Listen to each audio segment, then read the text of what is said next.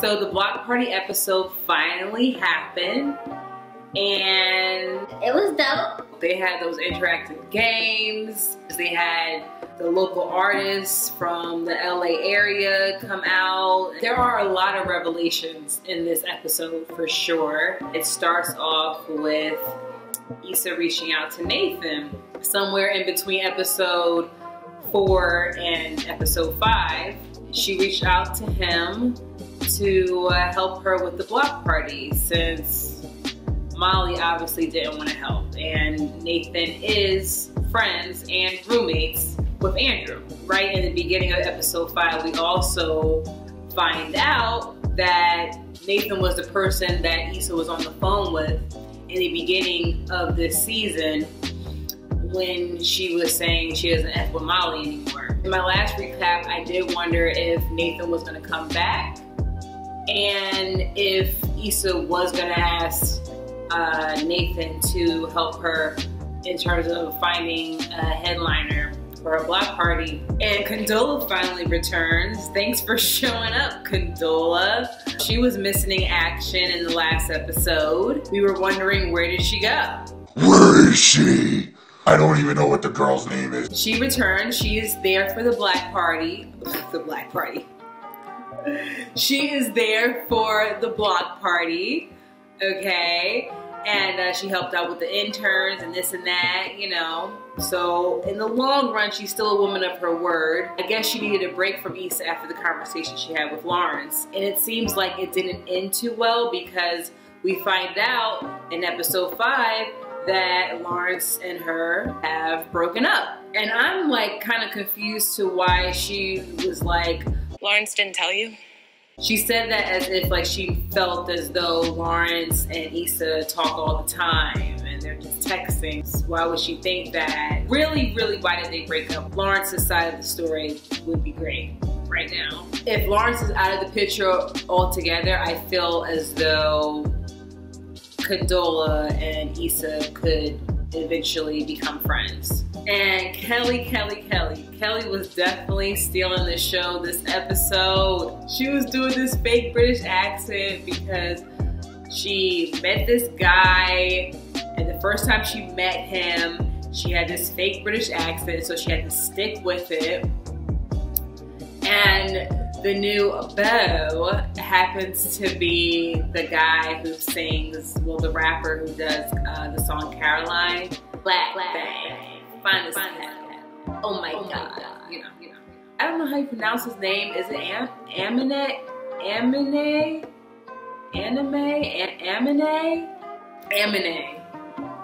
Let me know what I'm saying. How do you say a man's name? Shoot. But I like him. I didn't realize how tall he was. He was looking like a snack. So I get it, Kelli. I might have put on a little polish myself. Those days in Harvard. Oh, Jeffrey. Not the butler from Fresh Prince of Bel-Air. A different Jeffrey. Somebody we don't even know.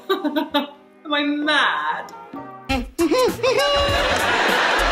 I can do a lot better than that.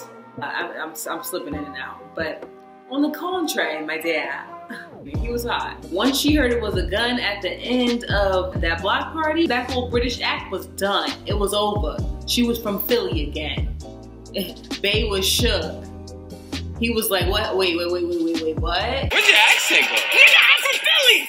Kelli and Issa's brother, I don't know what's up with them. Like, they got beef. They shade each other a whole lot. Like, I'm very curious about their past history. I think Derek and Tiffany's dynamic right now with the baby is quite interesting. You can see that Tiffany is having a good time. She wants to be out. She feels like she's free for a little bit. I guess the babysitter calls. They're having a problem with the baby and they need to get back to the house.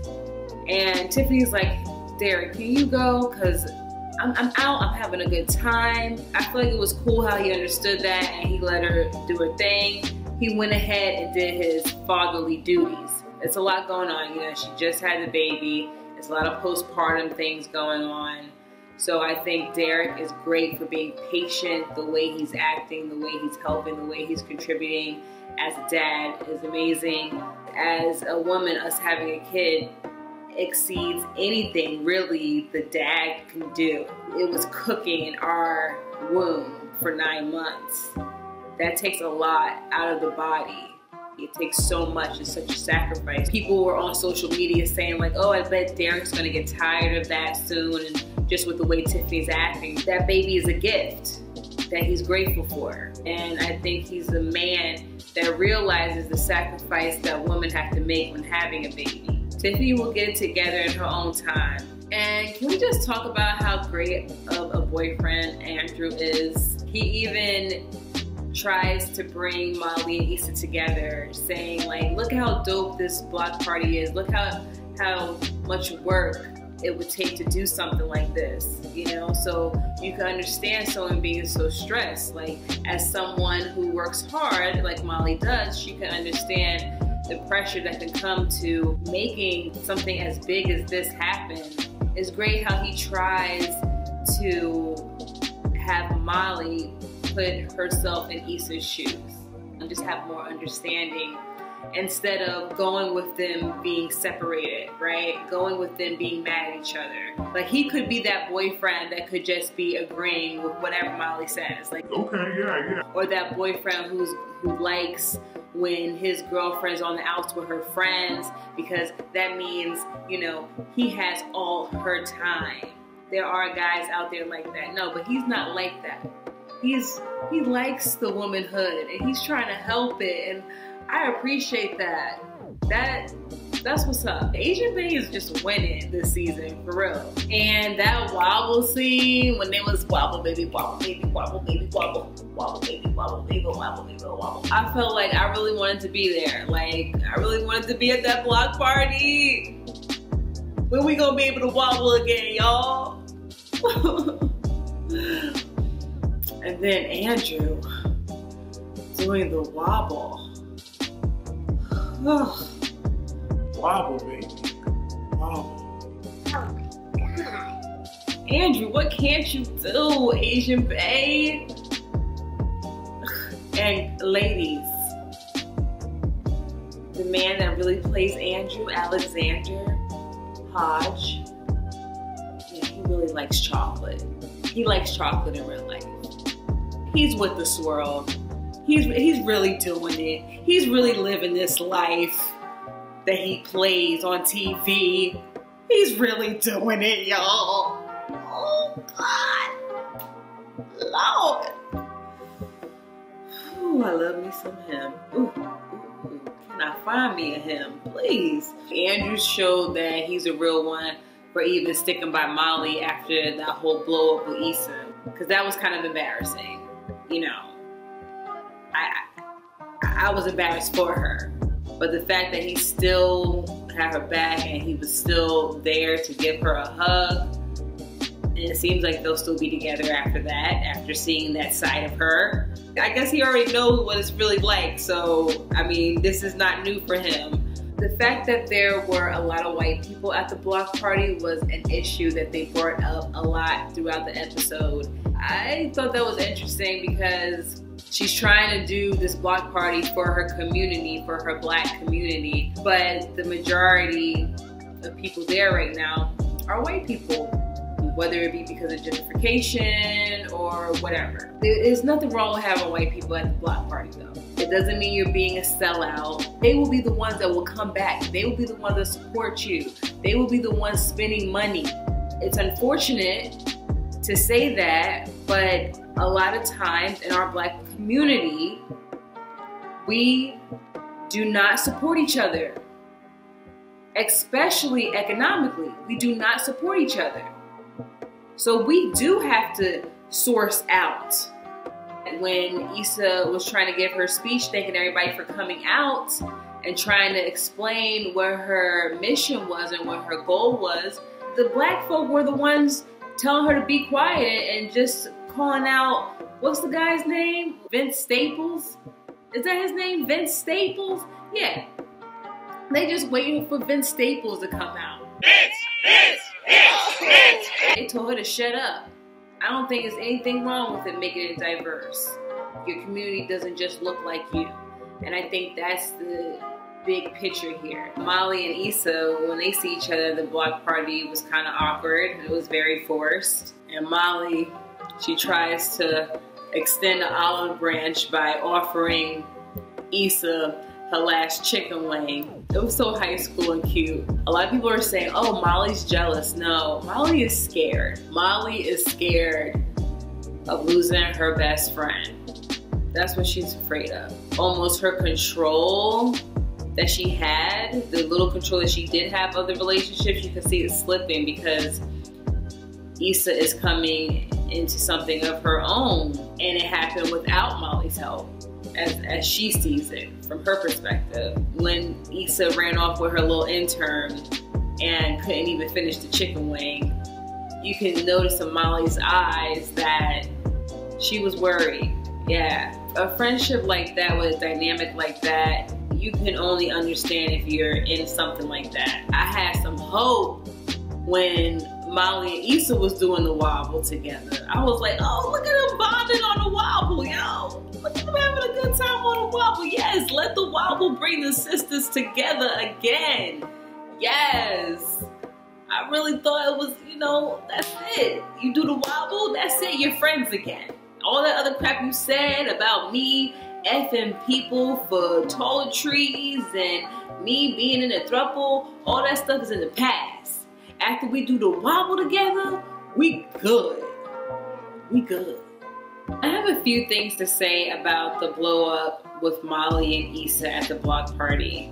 Fuck you. Fuck me. I've been stopped fucking with you. First of all, Molly was did wrong for confronting Issa at that time. She could have did that the next day. Something. Just not that time. I don't understand why Molly's mad at Issa for going through Nathan to get to Andrew. Honestly, if it wasn't for Issa knowing Nathan, Molly would have never known Andrew. There was a lot of people talking about their team Molly saying, you know, Issa's a user, she's been using everyone and this and that. Like, yeah, the way Issa did ask Molly initially to help her out by asking Andrew, yeah, it seemed like she was a user, but she was in panic mode. Anybody would get like that in panic mode. Aren't you supposed to like benefit from friendships? Like if you've been friends with someone, like aren't you supposed to want to help your friend? That's what your friends are for. Like that's what friends are for, literally. To be there for you when you need help. It's not about using people, really. So I didn't understand that. Some of the stuff that Molly was saying was just super disrespectful. Like, she called Issa the N-word. She was calling her out of her name at this event. She was just bringing the hood. Like, the hood was coming out. And it was just so uncalled for. And the way she mentioned, like, how she was doing the wobble with Issa's fake butt, you know, like that really means something, okay? I told you that was crazy. But I do think it was unnecessary for Issa to say she'd been stopped effing with Molly. And a lot of people say, oh, she said she been stopped effing with her. She's so fake. She is a user. That's the biggest comeback. Everyone says, I've been stopped effing with you. Like, that, you know, come on. I wouldn't even take that seriously. That's the first thing she thought up in her head to say. Whereas episode 3 was the climax for Issa and Lawrence's relationship, episode 5, the block party, was the climax for Molly and Issa's relationship. Okay, there's only 5 more episodes left. So in the remainder of the season, I feel like the 2 questions that will need to be answered are if Molly and Issa will be friends again, and if Issa and Lawrence will be getting back together, or will Nathan and Issa be a thing, or will it become a love triangle where it's Issa, Lawrence, and Nathan, and Issa has to figure out, you know, who she wants, you know? I don't know, I'm making these predictions, but I seem to be fairly accurate from episode to episode. So we will see. What do you think? Let me know. Comment below. Take the poll.